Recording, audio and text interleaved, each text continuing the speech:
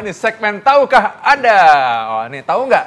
Kalau makanan-makanan ini sering kita temukan sehari-hari dan mungkin ini adalah makanan yang menyebabkan kolesterol kita menjadi tinggi. Dokter Ida gimana? Dokter Ida udah senyum-senyum dari tadi nih. Dokter Sheila juga.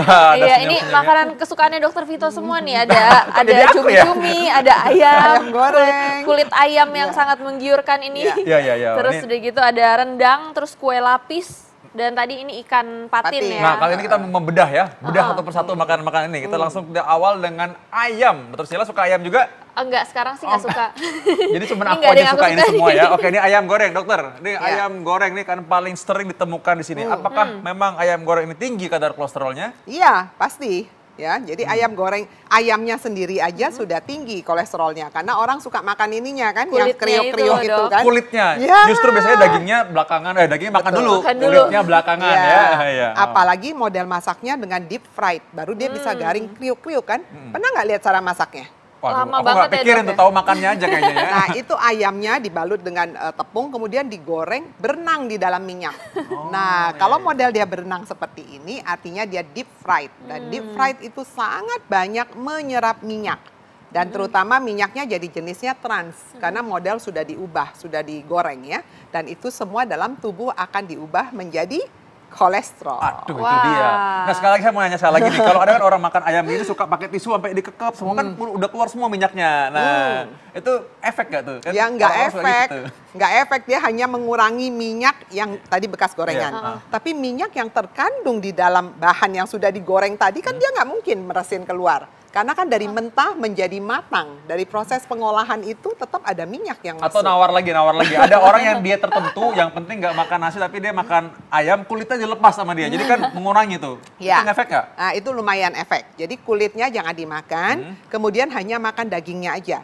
Biasanya orang seperti itu dia akan peres dulu dagingnya pakai tisu supaya minyak-minyaknya keluar lah. Itu lumayan menolong lah dibanding makan sedikit utuh. ya nolong lah ya. Oke lah ya sudah. Nah, Dok, ini di depan kita udah ada nih, Dok. Ini ada tabelnya tadi bahwa kandungan isinya dari ayam goreng tepung ini, Dok.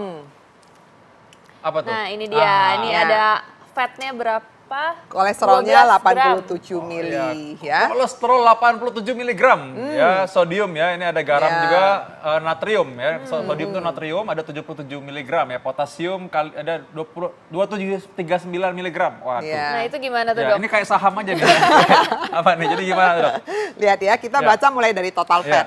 Jadi dalam 100 gram ayam ya, kira-kira paha bawah lah. Tahu ya kalau ayam tuh ada paha bawahnya, yang pentungan itu ya. Nah, si pentungan itu kira-kira mengandung lemaknya 12 gram. Dan umumnya lemaknya terdiri dari safa. Safa itu adalah lemak jenuh. Dan lemak jenuh itu di dalam tubuh tidak baik efeknya. Karena nanti akan dalam metabolisme tubuh bisa menghasilkan kolesterol juga. Aduh, ini ya makanya karena orang-orang suka bilang kenapa makin lama makin muda orang yang menderita penyakit jantung, stroke. Nah itu, Dok, makanya ya. Makannya kayak gini udah jelas kelihatan ya makannya ini. Dan ini sangat banyak ditemukan sehari-hari. Oke. Kita lihat lagi nih, yang lain gimana? Yang kedua nih, kesukaannya Dokter Vito nih. Kenapa aku semua yang suka ya? Telur. Oh ini telur ya. Telur, ya. Ini kayaknya bentuknya mirip kayak ini loh, mirip kayak kalau kita makan takjilan kemarin ya. Apa tuh? Ini kayak biji salad. Oh bukan ya. Ini telur ya. Ini telur. Hampir setiap hari orang bilang telur tuh bakal bergizi. Dan telur ini makanan yang paling unik menurutku karena telurnya jelas-jelas dari ayam tapi bilangnya mata sapi. Aneh kan? Nah, jadi gimana dengan kuning telur yang katanya sering dipisahin? Nah, suka lihat nggak ini ada telurnya dua, yang satu melewer gini, yang satu bunder, utuh ya kayak bola. Nah, ini adalah proses yang sudah diasinkan. Jadi ini telur asin. Telur asin bebek kan biasanya yang masih yang masih mentah. Ini kalau kita ambil kuningnya seperti ini. Nah, kalau ini yang telur ayam kampung atau ayam negeri yang tidak diasinkan yang masih segar, pasti modelnya dia akan melewer gitu, agak melebar sedikit. Nah, kalau ini kan bulatnya utuh kayak bola gitu ya. Nah, kandungan kolesterolnya dalam kuning telur itu kita hitung dalam 100 gram. 100 gram kuning telur tuh kira-kira 6 butir. 6 butir 2000 mg. Jadi dalam satu butir kira-kira mengandung 300-an miligram. Ya. Padahal sehari aja jatah kita untuk makan begini tuh berapa, Dokter? Harus tahu tuh mereka ya. Jadi satu hari, makanya bagi mereka yang punya kolesterol tinggi, oleh WHO dianjurkan supaya konsumsi kolesterol kurang dari 200 mg per hari. Itu buat kita yang punya risiko. Kalau buat mereka yang sehat, dia boleh kurang dari 300 mg per hari. Berarti tetap aja nggak boleh satu ini ya dok ya? Kalau mau ini ya paling separuh. Dibagi dua aja ya? Dibagi dua. Karena kan makanan kita bukan cuma kuning. Nanti ada dagingnya, ada kuehnya. Apalagi digoreng ini dok nanti nih. Digoreng pakai, waduh, makanya nih. Oke, ini udah ada kesukaannya dokter Vito juga nih, rendang. Rendang, ya. Nah ini gimana nih dok, kalau misalnya satu porsi rendang biasanya minimal setengahnya ini ya kita makan. Jadi kalau daging satu porsi itu kira-kira 35 gram ya kalau kita hitung. Jadi kira-kira separuhnya. Nah daging ini justru kolesterolnya nggak terlalu banyak. Dalam kondisi mentah ya, tidak dalam bentuk olahan. Dalam kondisi mentah, kolesterolnya kira-kira ada 100 mg. Mentah-mentah ya, kita ya. Itu udah mau loncat dari wih nggak apa-apa gitu ya. Tapi yang kita nggak makan daging mentah, yang kita makan sudah diolah. Dan dengan proses pengolahan kita ikut menambahkan lemak-lemak jenuh dan juga lemak trans. Dan kita tahu lemak jenuh dan lemak trans sangat jelek untuk tubuh kita. Apalagi dibikin santan lagi ya, waduh, apalagi dibikin, waduh ini udah. Berarti jadinya berapa nih dok kalau misalnya satu porsi ini jadinya kolesterolnya udah berapa kalau nih, kita makan satu potong ini berarti kira-kira 2 porsi daging mentahnya ya. Itu kolesterolnya bisa dengan proses pengolahan bisa sekitar 400 mg ya, 300 or 400 ml. Tergantung santan kentalnya berapa banyak yang dia pakai. Aduh, ini ada banyak makanan-makanan lain yang ternyata memang bukan gorengan, tapi ternyata bisa memicu kolesterol juga naik. Mau tahukah? Kita tetap dalam segmen Tahukah Anda di dalam Ayo Hidup Sehat sesaat lagi. Ya, kita kembali lagi dalam segmen Tahukah Anda. Dan ini sebenarnya kita bukan mau nakut-nakutin ya dengan makanan yang enak ini di depan kita semuanya, tapi biar masyarakat juga bisa lebih memilih dengan cerdas ya, jangan sampai terkena kolesterol juga. Ya. Nah, sekarang tapi kita tahu bahwa makanan ini sebenarnya ada hal kita temui sehari-hari. Jadi kalau orang bilang mau gimana hidup sehat, nah ini caranya makanya ya. Nah kita lanjutkan sekarang ya. Makan tadi udah makan ayam tadi udah ya. Tadi makan telur juga udah. Sekarang apa lagi? Daging udah daging. Nah ini apalagi nih kesukaannya dokter Vito nih. Semua kesukaan dokter Vito ya Drusilla ya. Oke. Cumi-cumi nih dok. Ini sebenarnya kalau menurut aku tuh ini menggelikan dok, tapi menurut dokter Vito ini enak banget. Sebenarnya emang enak nih, sebenarnya enak. Bisa juga kan dibakar sebenarnya kan, ya. Oke. Dokter Ida, bagaimana dokter Ida pendapat dokter Ida mengenai cumi ini? Cumi itu suka disebut sebagai biangnya kolesterol, ya. Terutama cumi yang bertelur dalamnya. Taunya gimana tuh dok? Ada telurnya. Kan sering sekali yang cumi panggang madu itu dalamnya tuh suka ada telurnya, ya. Ada isinya dalamnya ya. Benar. Dan cumi 100 gram cumi mengandung kira-kira 1000 mg kolesterol. 100 gram segimana dok kira-kira? 1 ekor ini. 1 ekor ini udah 1000 ya? Yang ada telurnya.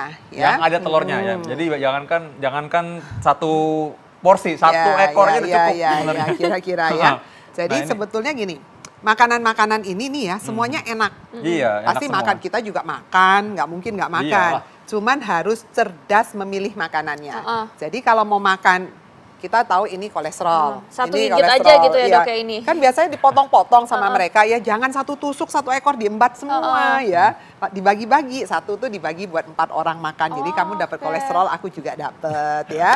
Kemudian nanti rendang satu ini jangan dimakan sendiri dong. Bisa dibagi menjadi 2 atau 3 orang makan. Ambil dibagi-bagi dok. Bagi-bagi emang. Aku bisa makan sama istri lalu bagi 2 ya biar bisa menikmati terus sambil ngobrol kan udah. Dan berbagi kolesterol ternyata ya. Gitu ya. Gak susah repot tuh kalau makan dokter Sila soalnya semuanya jadi punya kita gitu. Dia nggak makan. Iya, abis makan kan kita biasanya cuci mulut nih dok. Nah ini salah satu kue yang enak juga tuh dok, kue lapis legit.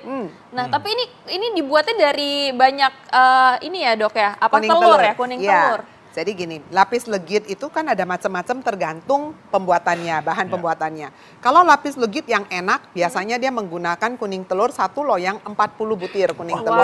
40 butir bayangin. Ya, supaya enak banget. Dan Anda lihat suka berminyak sendiri kalau ini kurang nih. Ini agak kurang berminyak ya.